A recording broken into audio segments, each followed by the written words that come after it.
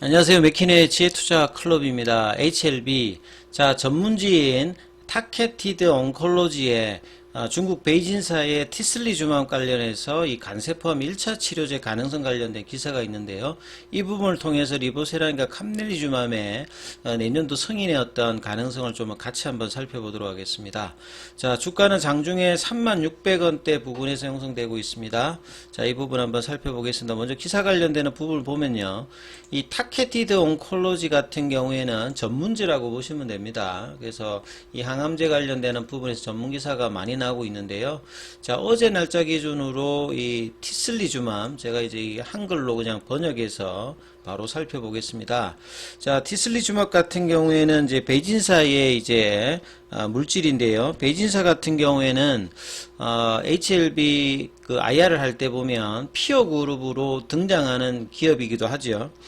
그리고 이제 티셀리주맘 같은 경우에는 올해 중국에서는 이제 간암 1차 치료제로 허가 관련되는 부분을 신청하기도 했고요. 이 베이진사 같은 경우에는 주가가 많이 올랐던 부분이 2019년도에 브르킨사를 통해 가지고 이 중국 회사입니다만 미국 FDA 허가도 받았고요. 그 다음에 지금 이제 2023년도에도 계속 이제 신청 관련되는 부분이 있고, 특히나 이제 티슬리주맘 같은 경우에는 이 노바티스가 판권 관련되는 부분에 관심을 많이 가졌다가 이 부분에서 갈등은 생기고 있습니다만 상당히 이 베이진사 같은 경우에는 개발 능력이라든지 허가 관련되는 부분이 있기 때문에 오늘 기사는 이제 이렇게 비교 대상으로 같이 살펴보실 만하다 이렇게 보여집니다. 그래서 간세포암의 1차 치료법이 될 수도 있다. 예. 거기에 관련된 내용인데요. 작은 글자로 보게 되면 전체 생존율의 1차 평가 지표를 충족했다는 거죠. 그리고 대조군으로는 이제 소라페닙, 바이엘에 이제 소라페닙이 들어가 있는데요.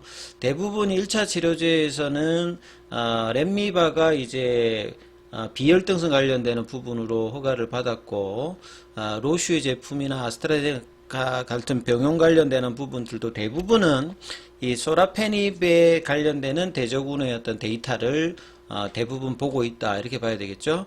근데 이제 티슬리주맙 같은 경우에는 이제 맙으로 끝났지 않습니까? 요런 거는 이제 단일 클론 항체라고 해가지고 이제 주사제로 이제 맞죠. 그 리보세라닌과 이제 병용하게 되는 이제 캄넬리주맙 같은 경우에는 거기도 마찬가지로 PD-1 계열입니다. 그래서 PD-1 계열이라고 하는 것은 이제 T세포 쪽에서 이제 타켓을 하고 있는 어떤 부분인데요. 그래서 이제 분자량이 크기 때문에 여기는 주사형 제제라고 보시면 될 것 같고요.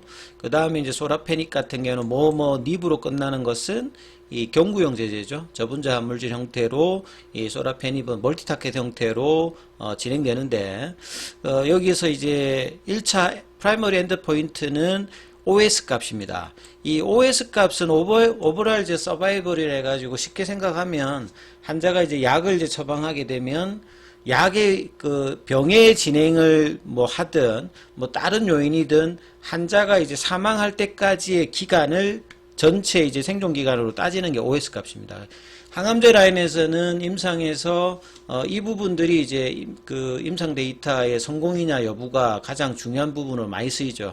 근데 실질적으로 이제 최근에는 OS 값과 더불어서 PFS 값도 많이 쓰입니다.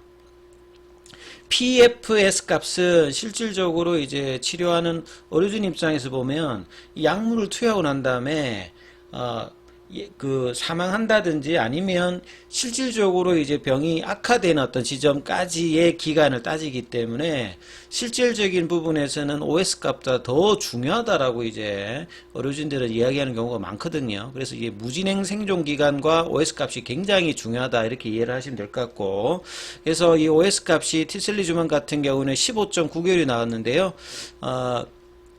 비혈등성 관련되는 부분이었기 때문에 소라페닙 같은 경우가 14개월 정도 나왔으니까 한 1.8개월 정도 이제 더 OS 값이 나왔죠. 그러니까 비혈등성 관련되는 부분에서는 데이터는 충족했다 이렇게 봐야 되겠죠. 근데 이 리보세라니까 캄넬리주맘의 22개월에 비해서는 그렇게 높은 OS 값이 아닙니다. 그리고 이제 반응률 같은 경우에는 ORR 같은 경우에도 티슬리주맘이 14.3, 소라페닙이 5.4니까 한 3배 가까이 이 반응률이 높았죠. 그러니까 뭐 CR이라든지 PR이라든지 SD까지 합했던 부분들이죠. 그러니까 약을 넣었을 때 이게 반응하는가도 굉장히 중요하고, 그래서 이 부분이 나타났고요.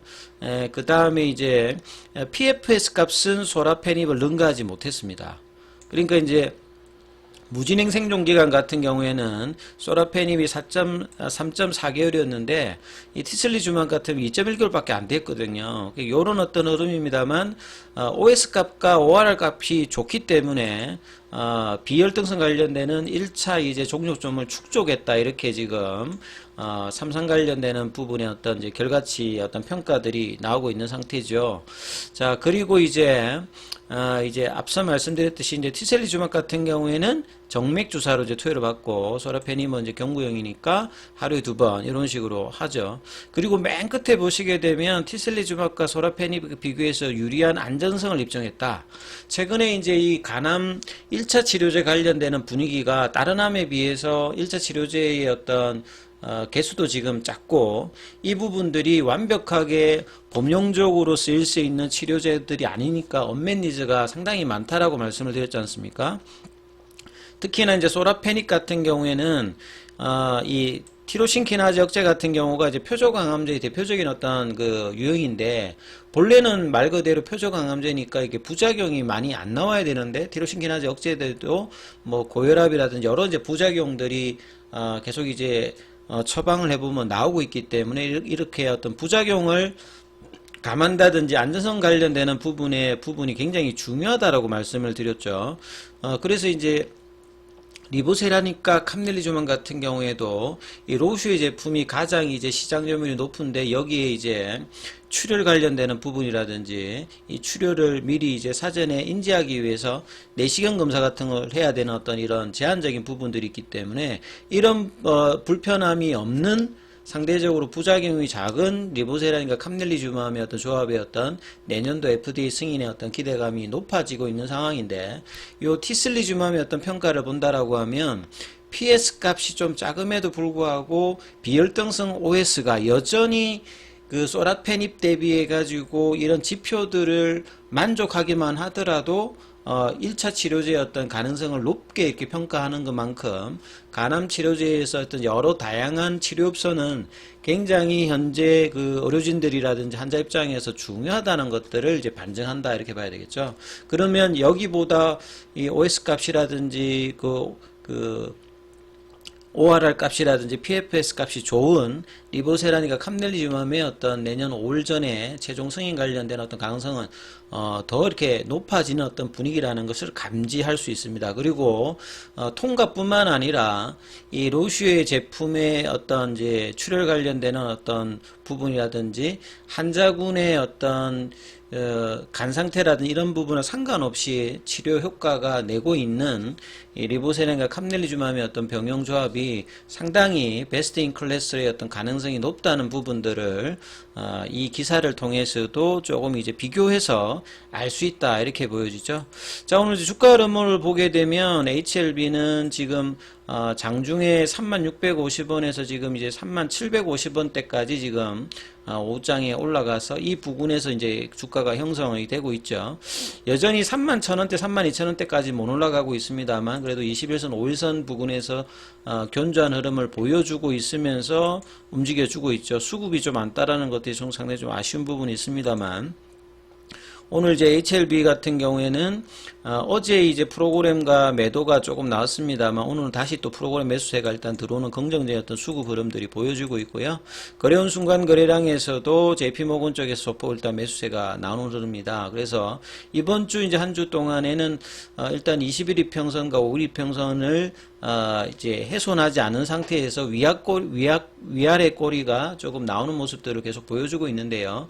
조금 더 올라가게 되면 31,000원, 32,000원대만 올라가면 이제 추세 지표인 파라볼릭 자도 이제 돌파가 되고, 그 다음에 이제 볼린저 밴드 상단도 넘어가게 되면 9월 달에 나왔던 32,000원대를 넘어가서 이 7월 달에 형성되었던 35,000원대 이 구간이 이제 넘게 되면 바닥에 대한 어떤 바닥 탈출에 대한 어떤 확인이 나오는 어떤 구간들이죠. 그래서 이 구간 쪽에 어떤 박스권 윗단으로 넘어가는 흐름들이 이번 주에는 나오지 못했습니다만 이 양봉 하나만 제대로 또 거래량이 실려가지고 하면 이런 어떤 바닥 탈출에 대한 어떤 기대감이 여전하기 때문에 내년도 올 이전까지 이제 한 8개월 정도 남짓의 어떤 기간 동안에 주가의 어떤 점진적인 어떤 상승 이 흐름들을 계속 이제 기대하면서 흐름 판단해 보셔야 될 것 같습니다. 여기까지 하겠습니다.